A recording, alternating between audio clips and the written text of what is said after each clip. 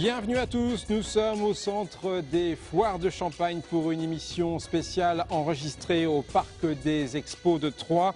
Une émission qui va vous permettre de découvrir l'ensemble des animations qui ont lieu au sein de cette manifestation. Et vous l'avez vu, le studio de Canal 32 s'est installé au cœur du village indien, l'Inde étant l'invité d'honneur des foires de Champagne, comme vous avez pu le voir avec la troupe de danse Bollywood et Bharata Natyam. Mais avant de vous présenter le programme, revenons aux sources.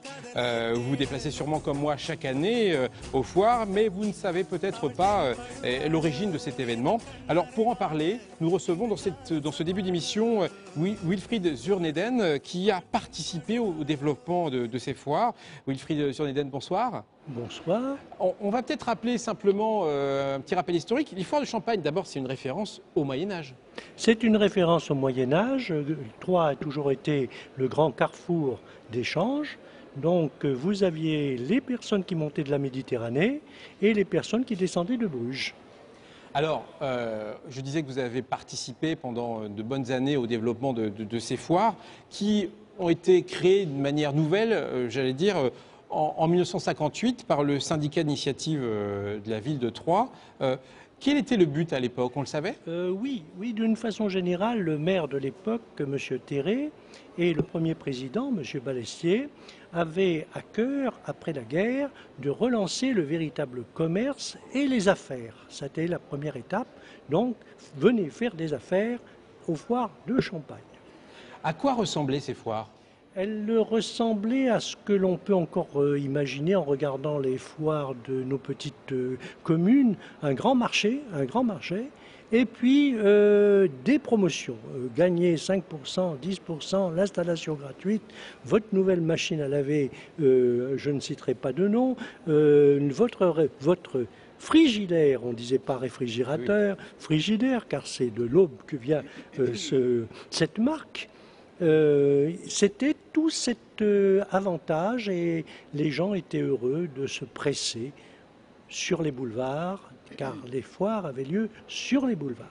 Il y avait autant d'animations. Est-ce qu'il y avait des concerts? Est-ce qu'il y avait des invités d'honneur comme un pays? Il y a toujours eu une grande inauguration, dont je vous parlerai peut-être tout à l'heure, et il y a toujours eu, à cette époque-là, les gens qui sortaient du travail, car il ne faut pas oublier que les gens travaillaient à partir de 5 heures du matin jusqu'à 4 heures de l'après-midi, et entre 4 et 5 heures, sortaient des usines, posaient les vélos et faisaient le tour de la ville avec les empreintes, les emplettes qu'ils avaient prévu de faire.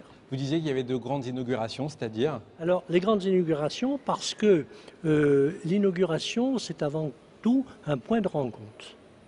Mais ce point de rencontre, de convivialité, d'intérêt, s'est amplifié sous M. Gallet, Robert Gallet, et surtout sur la présidence de M. Labbé, qui en ont fait véritablement la grande manifestation troyenne. En tout cas, cette grande manifestation, eh bien, elle est forte et de l'animation, il y en a. Maria Post, vous êtes directrice générale de Troyes Expo. On va découvrir le programme avec vous. Tout d'abord, ces foires, ce sont bien sûr les nombreux stands qui sont installés, près de 300, des stands qui ont des thèmes variés. Oui, absolument. Il y a 4 grands secteurs d'activité. La gastronomie, évidemment, toujours très présente parce que on mange 3 fois par jour et que on passe beaucoup de temps sur les foires de Champagne et donc ce sont des stands qui sont très recherchés. Tout ce qui tourne autour des arts ménagers, ameublement, artisanat et notamment découverte de l'artisanat. On en a parlé tout à l'heure avec le Festival des métiers. Le matériel agricole parce que c'est une branche importante. Attire toute la campagne, comme je disais tout à l'heure, c'est un magnifique jardin, donc il faut l'entretenir, il faut le développer, et des collectivités comme nos journaux quotidiens, les associations troyennes, et donc tout un florilège de propositions. Tout un florilège. Alors justement, pour mieux découvrir ces stands, Maud Milikovic est allée faire un tour dans les allées des foires de Champagne. En temps de crise, les foires sont un bon moyen de se faire connaître. Chacun tente de tirer son épingle du jeu. Et vous allez le voir, l'impression est très différente d'un stand à l'autre. Reportage. Ils ont 10 jours pour se faire remarquer, ce sont les exposants. Cette année, ils sont 300, dont près de la moitié sont au bois.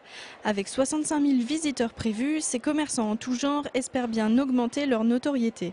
Pour un exposant, c'est toujours très important une foire commerciale puisque ça permet de maintenir la relation avec la clientèle, d'en trouver une nouvelle. Et la foire, c'est vraiment le moment convivial par excellence pour nouer de nouveaux contacts ou maintenir le contact avec la clientèle. Problème, cette année, les premiers jours ont été calmes et certains ne rencontrent pas la clientèle espérée. Ça démarre très doucement, hein. Nous sommes surpris en démarrant un week-end du peu de fréquentation actuelle de la foire. Parfois ça démarre lentement et on se rattrape sur les derniers jours. Enfin les jours perdus sont quand même les jours perdus. Par contre on a une qualité de clientèle quand même, acheteuse. Un sentiment qui varie selon les stands. Quelques contacts, des bons contacts, des clients qui sont déjà venus au magasin et qui viennent me revoir sur la foire pour finaliser le devis. C'est pas trop mal. On va dire qu'il y a beaucoup plus de promeneurs que d'acheteurs, mais c'est bien quand même. Prudent, compte tenu de la conjoncture actuelle, beaucoup de visiteurs viennent en effet en repérage, ce qui fait le bonheur des commerçants locaux qui prévoient leur vente à plus long terme. Écoutez, pour le moment on ne se plaint pas, au contraire. On a de bons contacts, d'autant plus qu'on fait la foire avant tout en termes de vitrine, pour faire connaître notre boutique qui est située rue de Turenne dans le centre-ville. Bien sûr, les ventes, c'est un plus, mais l'objectif premier, c'est de faire découvrir la boutique dans la mesure où on a beaucoup plus de références en boutique qu'on ne saurait porter sur la foire elle-même.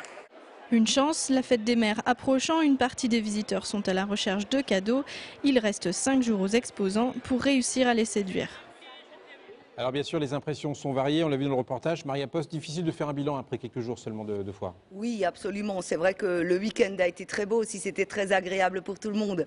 La foire, évidemment, est un peu desservie parce que les gens sont partis à la campagne, ils sont venus un petit peu plus tard.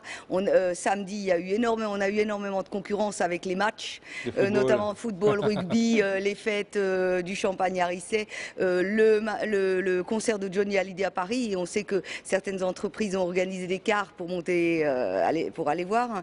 Et donc, ça va se faire. Ouais. Alors justement, pour faire découvrir à tous les téléspectateurs de Canal 32 ce qui s'y passe aux foires, Sandra Durupt va faire des petits tours comme ça dans quelques-uns des stands. Elle va nous montrer les plus insolites, les plus originaux, ou bien les plus pratiques, les plus intéressants. Je crois d'ailleurs qu'elle est pas loin. Sandra, vous êtes où là? Sandra? Oui, c'est bien, je ne suis pas très loin de vous, je suis également dans le village indien. J'ai revêtu pour l'occasion l'habit traditionnel, le Gagra Choli. Alors je vais effectivement faire le tour de la foire en une vingtaine de minutes. Alors c'est possible, grâce à Claude et à son rickshaw, en fait que l'on appelle tout simplement le pouce-pouce indien. Je vais faire de belles découvertes. Moi je vous retrouve tout à l'heure, c'est parti pour nous Claude. À tout à l'heure, Sandra. Évidemment, vous intervenez quand vous voulez dans cette émission. Maria Post, les foires de Champagne, c'est chaque année un pays invité d'honneur. En 2009, c'est l'Inde. Nous sommes d'ailleurs au milieu du village indien qui a été installé pour l'occasion. Est-ce qu'on sait pourquoi l'Inde ? C'est un thème qui a été choisi avant que je n'arrive, mais que j'approuve totalement parce que je trouve que le décor est magnifique. L'Inde, là, avec la crise, on peut voyager sans quitter Troyes, ce qui est quand même pas mal. Les produits présentés sont authentiques, les exposants aussi. On le voit très bien.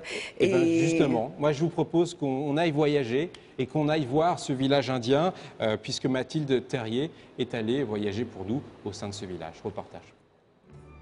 700 mètres carrés pour un voyage en Inde. Dans le village indien, l'itinéraire commence par un tatouage au henné. Décoration traditionnelle des mains des femmes, il a aussi d'autres vertus. Ça c'est bien pour la santé et puis ça reste pendant 15 jours à un mois après. Et puis c'est fait avec la plante, c'est tout. Il n'y a pas de chimique, rien du tout, c'est fait avec les plantes naturelles. Issu des plantes, ces graines de sésame le sont aussi. Proche du chouchou, il est consommé sous toutes ses formes et fait partie des habitudes alimentaires du pays. L'Inde, c'est la deuxième production mondiale, avec 600 millions de tonnes. C'est une grande production en Inde et c'est traditionnel parce que c'est le symbole d'immortalité. Quelques mètres plus loin, le visiteur peut se procurer un élément indispensable à un intérieur indien, le tapis du Cachemire. Remplaçant de la table de la salle à manger, qu'il soit en laine ou en soie, il se compte en nœuds. chaque tapis, il est noué à la main. Il n'est pas fait à la main. Chaque nœud qui sont noués dans la trame, bien entendu. Il y a 2 nœuds qui sortent devant, il y a un nœud qui est derrière. Donc ça, c'est compter un seul nœud. Donc il faut faire à peu près 2 jours pour faire une ligne de nœud dans un tapis à 1,50 m. Plus il a de nœuds, plus il est cher. Un tapis peut aller de 150 000 à 1 million de nœuds par mètre carré.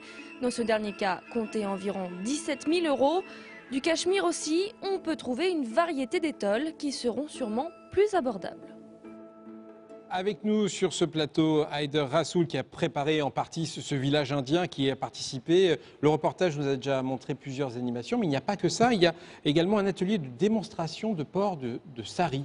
C'est-à-dire, décrivez-nous ça. En effet, oui, on montre comment on noue un sari. Un sari, en principe, ça mesure dans les 5,5 mètres. Et puis, ça dépend. Les couleurs, ça varie aussi pour les occasions. Pour les mariages, on met du rouge. Et puis, il y a des saris blanches aussi pour les veuves.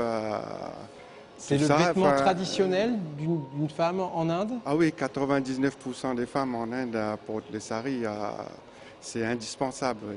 Et donc, on peut le porter ici, au Foire de Champagne? Oui, vous pouvez le porter ici. On a 2 personnes qui font des démonstrations. Et puis, on a même imprimé une feuille où il y a toutes les explications dessus. Bon, ben on va tenter ça après l'émission. Il y a également une autre animation, on l'a vu en début d'émission, une troupe d'artistes de danse se produit sur le podium du village indien. Oui, ce sont des danseuses qui pratiquent la danse depuis très jeune. Il y a Marilyn qui vient du Pondichéry, il y a Minerve, et puis il y a Asia, et puis parmi il y a une Française qui est aussi passionnée par la danse indienne, qui a pratiqué pendant des années. Et, on le voit là, on voit quelques danses. Ce sont des danses traditionnelles, c'est quelque chose qui est très compliqué à faire. Ça demande beaucoup de pratique, ça ne vient pas tout seul. Elle, c'est Marilyn qui pratique une danse de Bollywood qui est très à la mode en ces moments. Et comme vous voyez, ça bouge de tous les côtés. Là. Oui, c'est très intense. Oui. Voilà, c'est très intense. Alors, je pense qu'on a donné déjà beaucoup d'idées et beaucoup d'envie pour venir à ces foires de Champagne. On va vous donner une autre envie. On va vous proposer de participer à un jeu concours. C'est très simple. On vous propose de venir aux foires pour gagner un repas pour 2 personnes à l'étape gourmande aux foires de Champagne. L'étape gourmande qui est ici installée parmi les stands. C'est très simple. Si vous êtes le premier à appeler le 03 25 72 32 32, 03 25 72 32 32, vous dites étape gourmande. Eh bien, si vous êtes le premier, vous aurez gagné ce repas pour 2 personnes. Je crois que Sandra est parmi nous également. Elle circule dans les couloirs des foires de Champagne. Là, je crois que vous avez découvert, Sandra, de quoi révolutionner le ménage à la maison, c'est ça? Fabrice, premier arrêt pour nous car j'ai trouvé le stand du ménage facile. Alors l'aspirateur trop lourd c'est terminé, le fil à brancher, à débrancher, le sac à vider c'est fini. La centrale d'aspiration qui vous est proposée au stand L438 va vous simplifier la vie. Xavier va tout nous dire. Alors Xavier, comment c'est possible? Le principe il est devenu révolutionnaire parce que maintenant on n'a plus le flexible à mettre dans le placard. On a un flexible qui est rétractable, qui rentre tout seul dans le réseau. Je vais vous montrer. Qu'est-ce que vous allez nous présenter? Dans un premier temps, le ramasse-miettes. Donc c'est une prise qui est au sol. On n'a plus besoin de sortir le flexible. C'est un peu pour les feignants, si je puis dire. Avec son pied, on actionne le ramasse-miettes. On met toutes nos miettes dedans. Là, on a des ballons. Et on referme tout simplement. En fait, c'est le nouvel aspirateur. Oui, tout à fait. Merci Sandra. On va vous retrouver après une page pub spéciale Foire de Champagne. Restez avec nous. Nous serons en compagnie de Bobby Farrell, le chanteur de Boney M. C'est tout de suite.